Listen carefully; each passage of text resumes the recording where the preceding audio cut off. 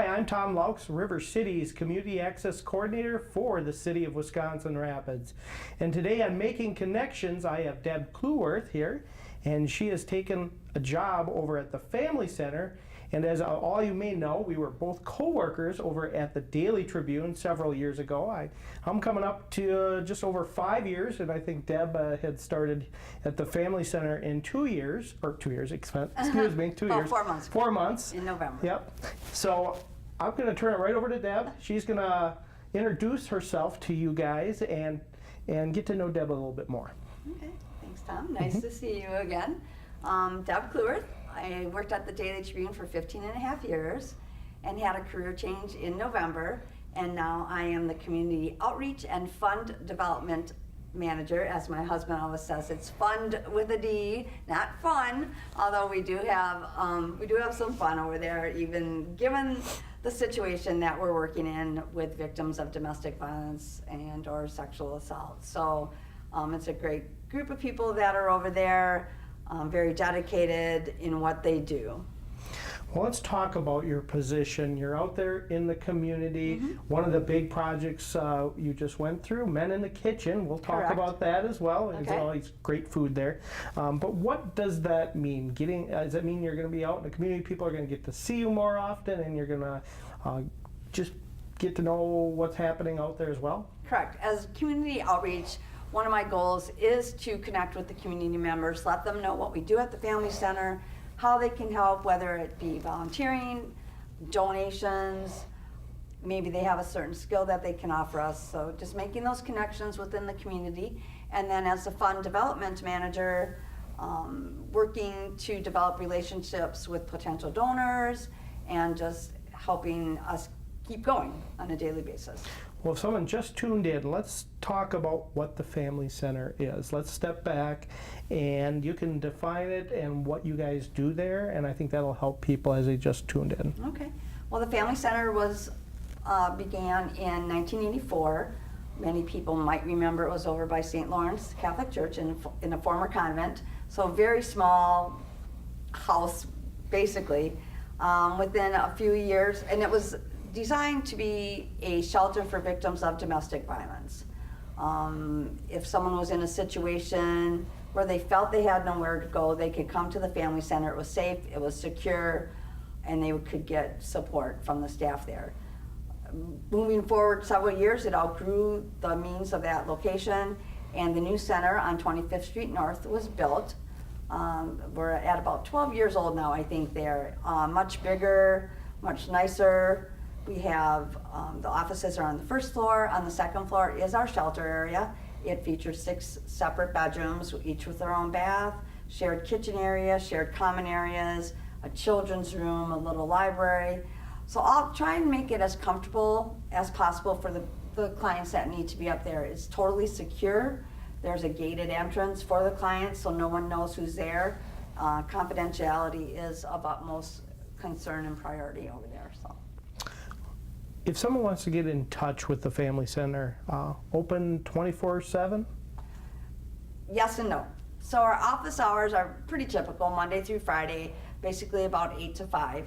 And we do have a new business line that's dedicated for non-crisis calls, and that's 715-421-1559. Then we do have, the shelter is staffed 24 hours a day, 7 days a week.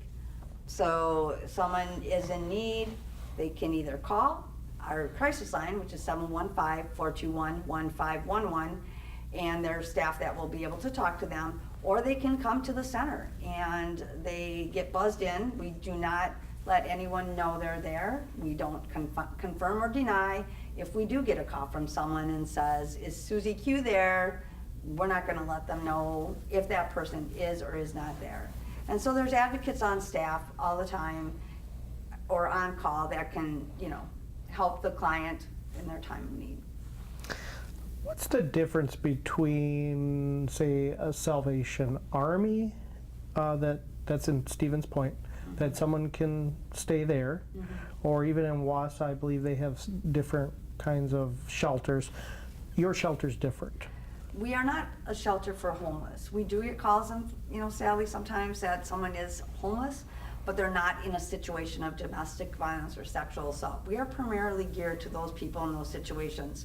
And many times a person will come in that situation and they have nothing because they have left. They see their window to leave that violent situation, and they do leave oftentimes with just the clothes on their back. And so that's where support from the community often comes in through donations, whether they're monetary or more physical in the sense of clothing or sometimes furniture and things like that. So we try and help people. We will refer them and give them suggestions like the Salvation Army or other locations that can help them. But unfortunately, we don't, we're not geared to that demographic, so to speak.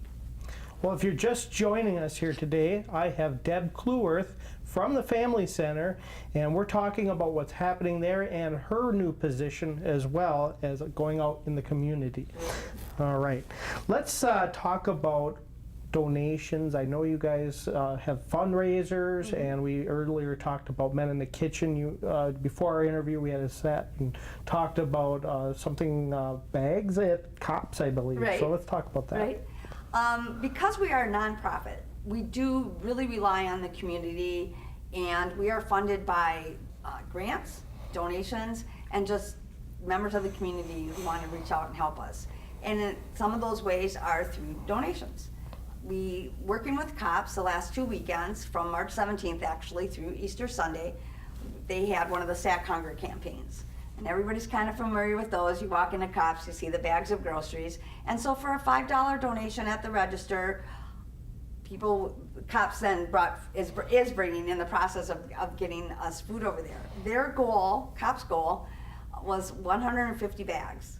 And we had family center staff over there 4 days out of the time period, and the final number was 285 bags that the community, reached out and supported us.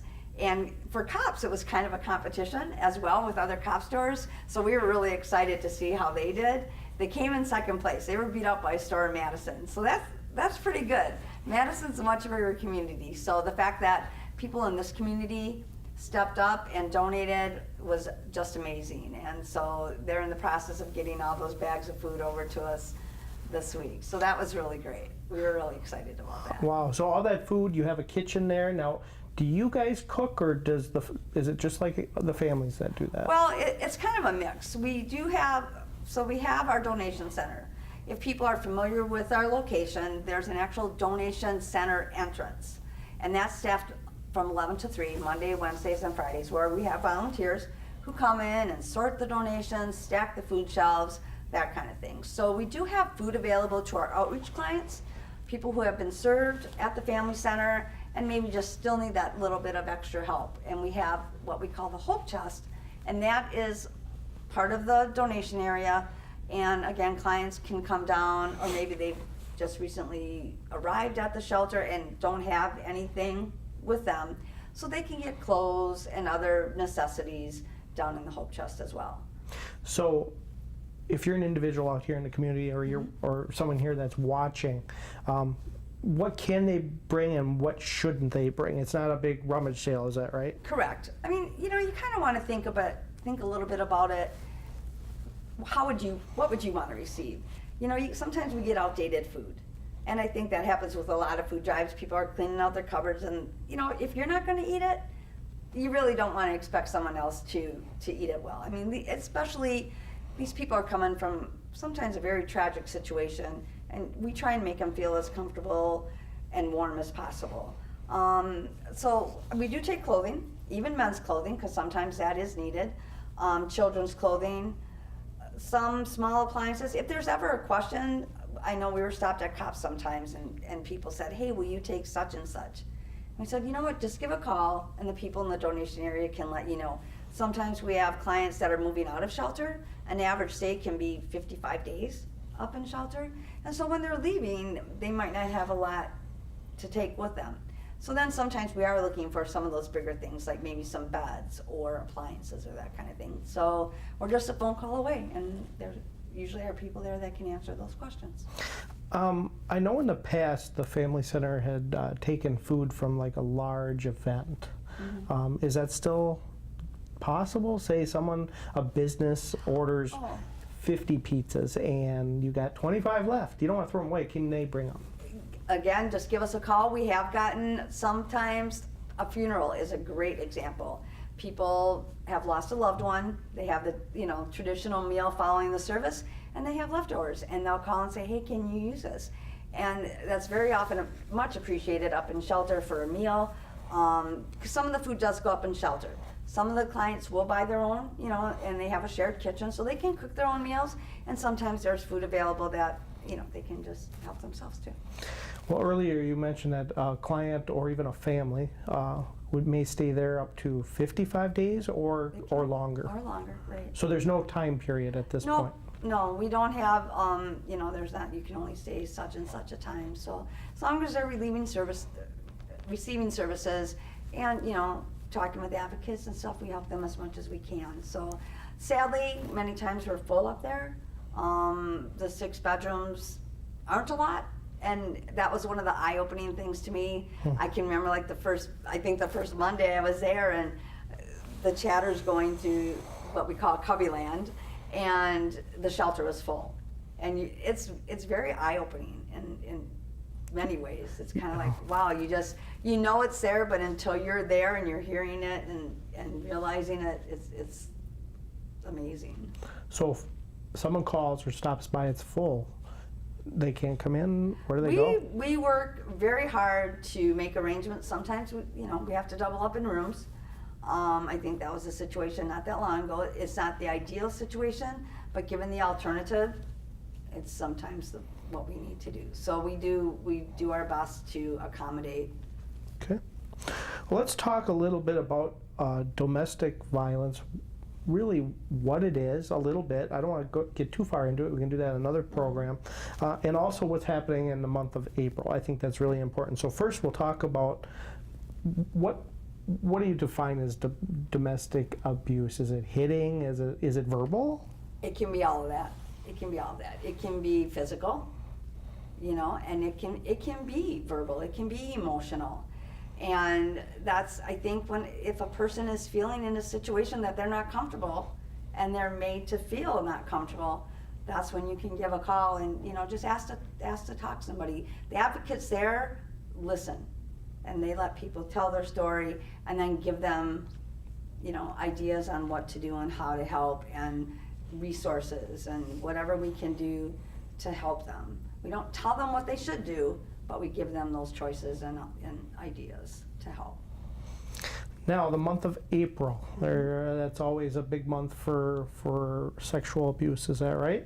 April is Sexual Assault Awareness Month. Okay. And that can be assault it kind of covers a lot of things. Again, kind of that comfort level. If you're being forced to do something and you're not, kind of need to get out of that situation. So during this month, we do have some events going on. We are going to have a table at the library with information available, and we will have a couple of our advocates who will be there throughout the month, just different nights, I think a couple afternoons, to, they'll be there to talk to people if they want to just get information or find out more about it. Teal is the color for sexual assault awareness. So you'll see some of that around. One of the things that we are going to do over at the Family Center, and hopefully at some other places within the community, it's called yarn bombing. I don't know if you've ever heard of yarn bombing. I hadn't heard of it until now, but basically you wrap trees with yarn.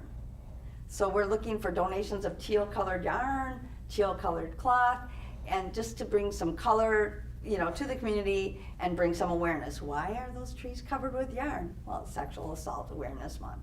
So they should bring it to the Family Center? The Family Center, yep. Just give us a call, and we're going to wrap some trees outside the center, hopefully. Okay. And again, just to bring awareness. And that's a big part of what we want to do too, is get people talking about it. It's kind of those things people don't want to talk about, right. And once you start talking about it, people just kind of tune in. So let's talk a little bit also about outreach and how you're doing that. I'm looking right now at the Family Center's website on my iPad.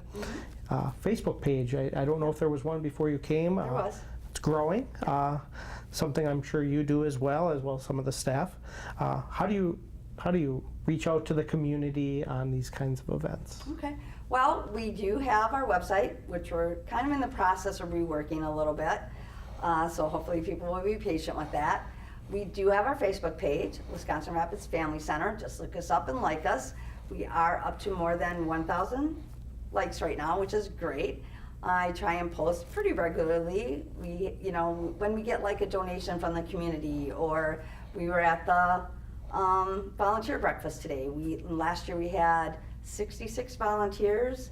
I can't remember how many thousands of hours they donated, but without our volunteers, we'd be lost. So we did honor some of our volunteers today. We'll be putting that up on our Facebook page. This week we had a Girl Scout troop that stopped by, and they made us activity boxes for the children up in shelter, because many times, mom comes in, she has her children with her as well. And you can imagine how traumatic that would be to be, whatever age, and to be kind of uprooted from your home in this traumatic situation. So our family and youth coordinator tries to do things for the kids that make them feel a little more welcome. So the Girl Scouts made these little boxes with card games and craft projects and just kind of fun stuff that they can enjoy while they're there. So yeah, just getting out in the community and making those connections. Great. I know it's always hard to make that call or stop by the family center. I would think that'd be difficult. Some people For don't. Someone may in need that may Right. need it, but just don't want to maybe show them, admit it. Right. I'm looking at the website here again. There's quite a bit of information here. Mm-hmm. So I think that's a great start. They could go to there Mm-hmm. and get that information. But again, like you said, everything is confidential. Yes. So really, there is no worries, but it always is that worry. Right. Oh, someone sees me drive in there and Right. and that. But really, they shouldn't think that way, because help is it's free, right? It is. Again, we are totally nonprofit, so we really do appreciate the donations, because we do not charge anybody for any of the services. They don't get charged for staying in the shelter. They don't get charged for speaking with the advocate. I mean, if they called every day because they needed to talk to somebody, that's okay. That's okay. So yeah, I mean, it's kind of like getting in the door is the first step, and it just kind of goes up from there. Hopefully for them, they have that person to talk to. Everything's confidential. If someone was in a domestic violence situation and fearful, and probably rightfully so, and say that perpetrator called, we do not confirm or deny that person is there. So their identity is kept confidential, their names are confidential, everything, even kind of between staff, everything's pretty confidential. So When you say free, you're not doing it for free. This is your job. How does the Family Center continue to grow and be able to do the services they have? I'm looking here on your website. I see that you're a United Way partner. Correct. You also have a donate button. Talk about that, and talk about other ways you gather money to survive. Sure. Well, like I said, a lot of it, we get funds from grants. A lot of times those are directed specifically for certain services. If it's a grant for sexual assault and awareness, that's specifically for that area of service. So that doesn't mean somebody else can go and get funded by those kind of things. Again, community donations are huge. We have an annual appeal that goes out every year. So we really appreciate support in that area. We do have some fundraisers, one of them being Men in the Kitchen, which I kind of jumped head first into. I said I kind of jumped in, treaded water, the whole bit. When I started, and that was held at the end of February, we had 14 chefs, and it was at the Ridges.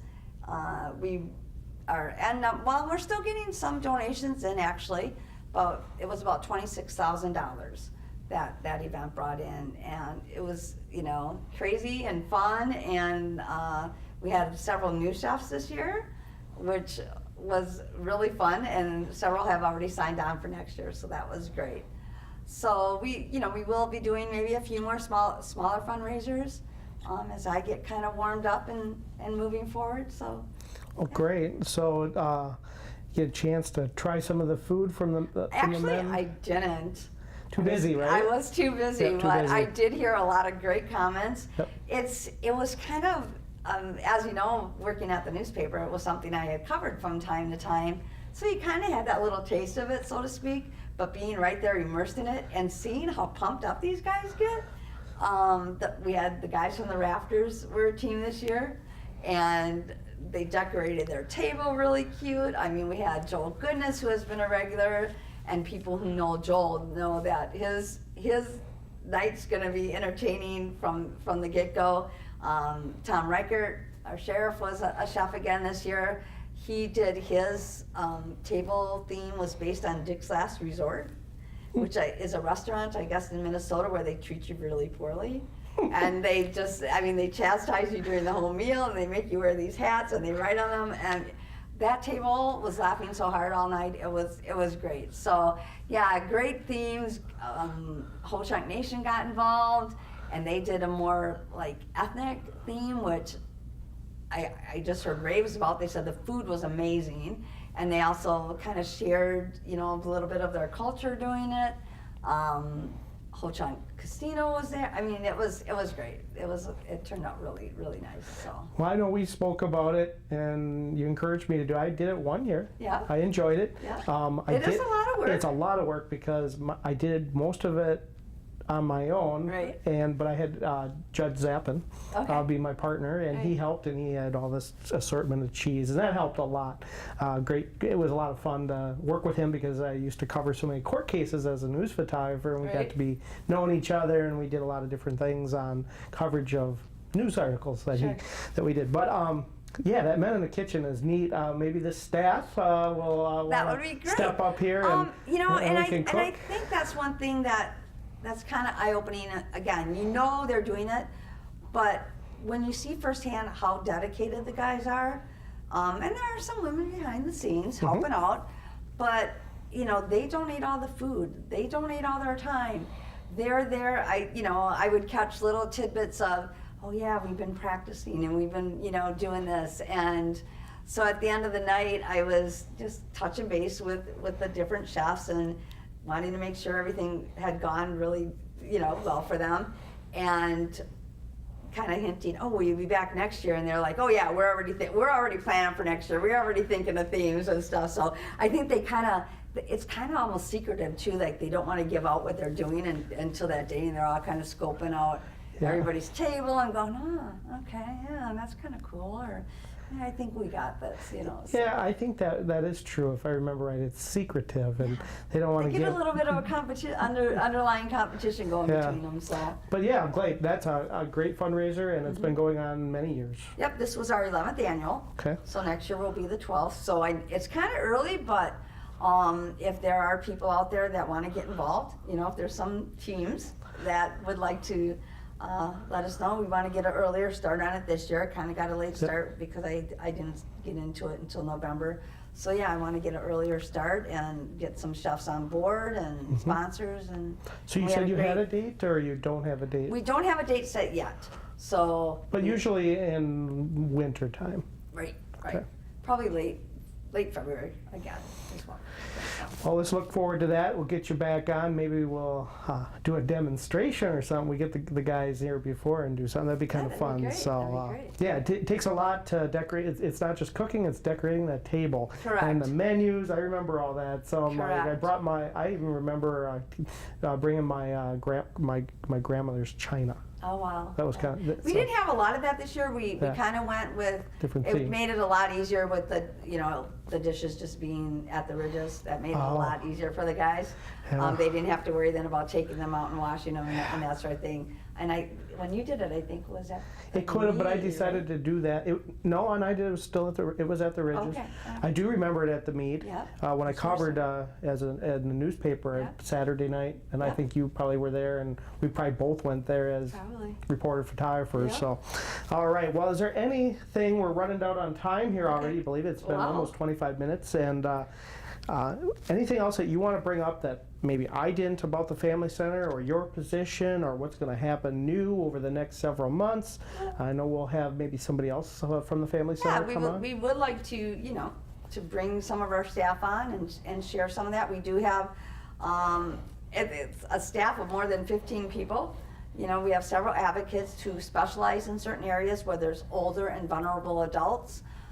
We have a monk services coordinator. We have people that work with youth, the sexual assault and promoting positive relationships advocates. So we do cover just about everything, and if there's someone with a particular situation, we try and connect them with the person that can best help them. So yeah, if you know of someone or you're in a situation, don't hesitate to call. We are seriously just a phone call away, and we're here to help. And as far as people in the community, we're always looking for volunteers. We rely very heavily on that, as well as donations. So if people are interested in donating, they can go through the website. They can, send us something in the mail. And if it's something that's more materialistic, just give a call and say, hey, I'm doing spring cleaning. I have, I'm cleaning out the basement. I found this or whatever. And again, just think about it in the sense that, if you're giving it away because it's no good or doesn't work, you probably wouldn't want to give it to somebody else. But if it's in good shape and you can pass it along and help another person, that'd be great. Alrighty. Well, thanks, Deb, for joining me here on Making Connections. Appreciate it, and getting a chance to get back together again after working so many years together as colleagues, co-workers. A lot of fun there. So, again, thanks for watching us here on Making Connections for River Cities Community Access. I'm Tom Laux, RCCA Media Coordinator for the City of Wisconsin Rapids, and we'll catch you back next time.